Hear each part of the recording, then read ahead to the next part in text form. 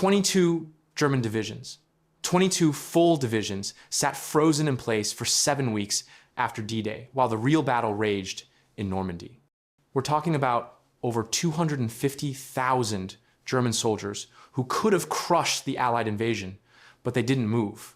They just waited for an army that didn't exist. And here's what nobody's telling you. This wasn't luck. This wasn't some accident of war. This was one man, a chicken farmer from Barcelona who the British rejected 3 times, a guy with zero intelligence experience who somehow convinced Hitler himself that he was running a network of 27 spies across Britain.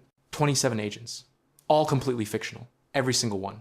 Let me show you exactly what's really happening here, because this story will blow your mind. His name was Juan Pujol Garcia. And look, I'm not exaggerating when I say this guy might be the most important person you've never heard of. It's 1941. World War II is raging. France has collapsed. Britain is standing alone against the Nazi war machine.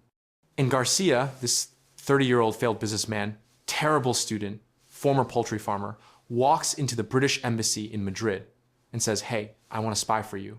The British looked at him and basically said, "Who are you? What can you possibly offer us?" They rejected him. Not once, 3 times. Here's the key. Most people would have given up. But Garcia had this burning hatred for fascism after surviving the Spanish Civil War. He'd actually fought on both sides of that war without firing a single shot. Think about that. He was so committed to surviving that he managed to serve both the Republicans and the Nationalists just to stay alive. So when the British rejected him, he did something absolutely insane. He went to the Nazis instead. Here's what nobody tells you. Garcia didn't speak a word of English, had never been to Britain, didn't have a single contact there. But he walked into German intelligence in Madrid and sold them this story. "I'm a fanatically pro-Nazi Spanish government official. I'm traveling to London on official business. Let me spy for you." The Germans said yes immediately. Now listen to this. The Germans give him a crash course in espionage, secret writing, radio codes, the whole package. They tell him, "Get to London, build us a spy network." But Garcia never went to London. He moved to Lisbon instead. And from a library in Portugal, armed with nothing but a blue guide to England, some reference books, and a few magazines, he started fabricating intelligence reports about Britain. Let me show you how brilliant this was. He'd send the Germans reports like, "My agent in Glasgow says he'll do anything for a liter of wine." The Germans believed it. They had no idea that Scottish people don't drink wine by the liter, or that Britain doesn't even use the metric system. Garcia was basically writing fiction, and the Nazis were eating it up. But here's where it gets wild. British intelligence started intercepting these reports through their Ultra program, their secret code-breaking operation. And they're reading Garcia's made-up intelligence and thinking, "Holy hell, the Germans have a spy in Britain. We need to find him immediately." They launched a massive spy hunt for a guy who was sitting in Portugal the whole time. Here's the key moment in early 1942. Garcia finally gets the attention of American intelligence in Lisbon. They recognized his potential and connected him with the British. By April 1942, Garcia is smuggled to England and brought to MI5. The British gave him the codename Garbo, after the actress Greta Garbo, because he was the best actor in the world. Now Garcia gets paired with a Spanish-speaking MI5 officer named Tomas Harris. And what happened next? The official history calls it one of those rare partnerships between 2 exceptionally gifted men whose inventive genius inspired and complemented each other. These 2 sat down and created not just one fake spy, they created 27 of them. 27 completely fictional agents, each with full backstories, personalities, locations. Here's what nobody tells you about this. Garcia and Harris wrote 315 letters to the Germans. 315 letters averaging 2,000 words each. Think about the dedication, the creativity, the attention to detail required to maintain that many fake identities. They had a Venezuelan living in Glasgow, an indiscreet American sergeant, a Welsh nationalist leading a fascist group called the Brothers of the Aryan World Order in Swansea. That one's my favorite because it's so ridiculous. Yet the Germans believed it completely. Let me show you the genius here. Garcia would mix real information with fake information. Sometimes he'd send the Germans accurate intelligence about Allied operations, but he'd deliberately delay it. The letter would be postmarked before an event happened, but it would arrive too late to be useful. The Germans would receive it and think, wow, Garbo's intelligence was spot on. It just arrived too late. This built enormous trust. In November 1942, just before the Allies invaded North Africa, one of Garcia's fake agents reported a convoy leaving the Clyde, painted in Mediterranean camouflage. The message arrived after the invasion had already happened. The Germans wrote back, "We are sorry they arrived too late, but your last reports were magnificent." By 1944, the stakes couldn't be higher. The Allies were planning Operation Overlord, the invasion of Nazi-occupied Europe, the largest amphibious assault in history. Over 150,000 men hitting the beaches of Normandy on June 6th. But here's what people don't understand. If the Germans knew the invasion was coming at Normandy, they could concentrate their forces and slaughter everyone on those beaches. The Allies would be crushed. General Eisenhower told MI5, "Just keep the 15th Army out of my hair for 2 days. That's all I ask." 2 days. That's what he needed.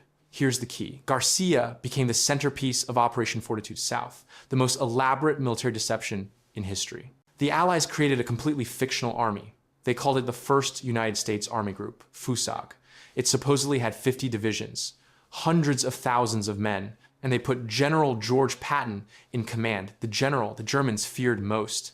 But none of it existed. They built fake tanks out of inflatable rubber, plywood airplanes, dummy landing craft made from steel tubes and canvas, fake encampments across southeast England, all designed to be photographed by German reconnaissance planes. And Garcia Garbo fed this story to the Germans piece by piece. Here's what nobody tells you. Even after D-Day happened, even after Allied troops were dying on the beaches of Normandy on June 6th, Garcia sent a message to the Germans saying, "This is just a diversion. The real invasion is still coming at Pas de Calais." And Hitler believed him. Let me show you the most important moment of the entire war. It's June 9th, 1944, 3 days after D-Day. The German High Command is in heated debate. Should they send their reserves from Pas de Calais down to Normandy? Should they reinforce the beaches where the real fighting is happening? German panzer divisions were already on the move. The 1st SS Panzer Division, the Panzer Regiment of the 116th. These were Hitler's elite armored units, heading toward Normandy to crush the invasion. This was MI5's worst nightmare. If those tanks reached the beaches before the Allies could establish their position, D-Day could fail. Garcia sent a very long, very detailed telegram to his German handlers. The message essentially said, "Don't fall for it. Normandy is the fake. Patton's massive army is still waiting to strike at Calais. That's where the real invasion will happen." And here's what blows my mind. Hitler issued an order. He turned those panzer divisions around. He sent them back to Pas de Calais to defend against an army that didn't exist. Those 22 divisions, over 250,000 German soldiers, sat in Pas de Calais for 7 weeks. 7 weeks. Eisenhower asked for 2 days. Garcia gave him 7 weeks. Even by the end of June, Hitler still believed the main invasion was coming at Calais. The Germans paid Garcia a total of $1 million during the war to fund his spy network. $1 million for imaginary people. Both the British and the Germans decorated him. The Germans gave him the Iron Cross for his service to the Reich while he was actively working to destroy them. The British made him a member of the Order of the British Empire. He's the only person in World War II to receive high honors from both sides. Here's the key. After the war, Garcia knew that surviving Nazi intelligence officers might want revenge. So he faked his own death. He fled to Angola and staged a death from malaria. He lived in hiding in Venezuela for nearly 40 years, running a bookstore. His own children didn't even know he was alive. It wasn't until 1984 that a British researcher tracked him down. In 1985, Garcia finally published his autobiography. He was received with honors at Buckingham Palace, and his kids were completely shocked to discover their father was not only alive, but was one of the greatest spies in history. Garcia died in 1988 in Caracas, but his legacy changed everything. Here's what they don't want you to understand. D-Day succeeded because of this one man. Not just because of the soldiers on those beaches, not just because of the generals planning the operation. A chicken farmer with no experience, armed with nothing but creativity and conviction, convinced the most powerful military machine in the world that 27 people who never existed were feeding him real intelligence. And that deception kept 250,000 German soldiers frozen in place while the Allies liberated Europe. 27 fictional agents, 7 weeks of deception, and one man who refused to take no for an answer. That's how you change the course of history. This wasn't supposed to be discovered. For decades, Garcia's story remained classified. But now we know sometimes the greatest weapon in war isn't a gun or a bomb. Sometimes it's a really good liar with a library card and an imagination.